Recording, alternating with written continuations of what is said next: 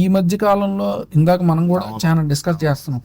ఈ కోవిడ్ తర్వాత చాలా మంది అసలు మన వయసు వాళ్ళు 30-40 50 వాళ్ళు కూడా అంటే మెయిన్లీ జెంట్స్ లో హిప్ పెయిన్ తో వస్తున్నారు.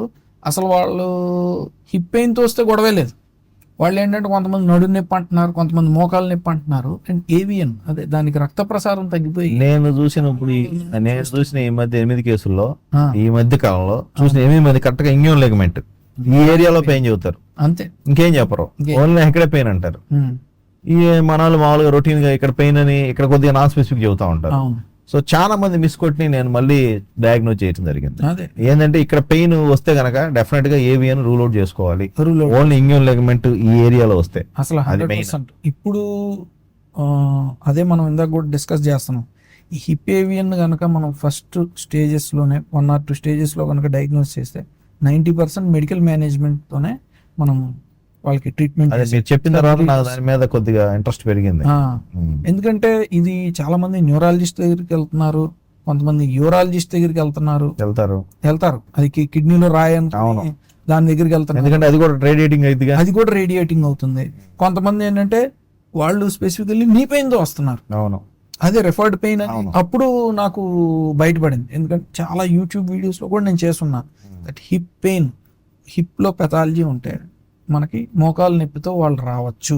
అది ప్రత్యేకంగా హిప్ లో ఏమన్నా ప్రత్యేకమైన డిసీజ్ చెప్తారా? ప్రత్యేకంగా ఎక్కువ వచ్చాయి నీకు అట్లా ఏం ఉండదండి. అంటే పెర్దిస్ డిసీజ్ అట్లా ఉంటాయి కదా, చిన్న పిల్లలకు ఉన్నాయి అవి, అటువంటిది ఏమన్నా ఎక్కువగా అంటే పెరియాథరైటిస్ ఉంటుంది కదా, అలా ఏమన్నా ప్రత్యేకంగా అది రిఫర్ అయిద్దా? అట్లా డిసీజ్ ప్యాటర్న్ బట్టి కాదు కానీ డెఫినెట్ గా ఏవియన్ ఇక్కడంతా నార్మల్ గా ఉన్నప్పుడు పైన చూసుకోవాల్సిందే. పైన అసలు కళ్ళు మూసుకొని ఒకసారి చూసుకునే లేదనుకోవాలి. అండ్ మాకు orthopedic final examination, PG final exam లో కూడా నీ ఎగ్జామినేషన్ లో హిప్ ఎగ్జామిన్ చేసావు, స్పైన్ ఎగ్జామిన్ చేసావు అనే పాయింట్లు రాయాలి. అవును, డెఫినెట్ గా. మరి నువ్వు కర్వేచర్ మరి ఇట్లా పెట్టుకున్నావు అనుకో, ఫిక్స్డ్ ఫ్రాక్షన్ డిఫార్మిటీ, నువ్వు పైది కరెక్ట్ చేయకుండా దీన్ని అసలు చేయకూడదుగా. ఎగ్జామ్ రాయాలి. ఒకవేళ రాయకపోతే కనుక, నువ్వు చూడకపోతే కనుక నేను ఫెయిల్ చేస్తారు.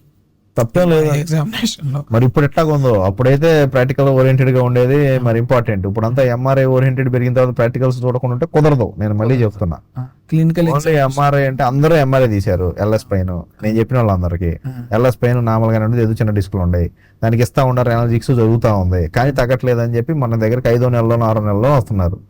ఈ 6 నెలల్లో అది ప్రోగ్రెస్ అయింది కదా. కొంతమంది మధ్యలో స్టెరాయిడ్స్ వాడే ఛాన్స్ ఉంది దీనికి. ఈ స్టెరాయిడ్స్ ఇంకా పెరిగింది కదా, అందుకని దీన్ని హైలైట్ చేద్దామని మెయిన్ ఉద్దేశం. Okay, right.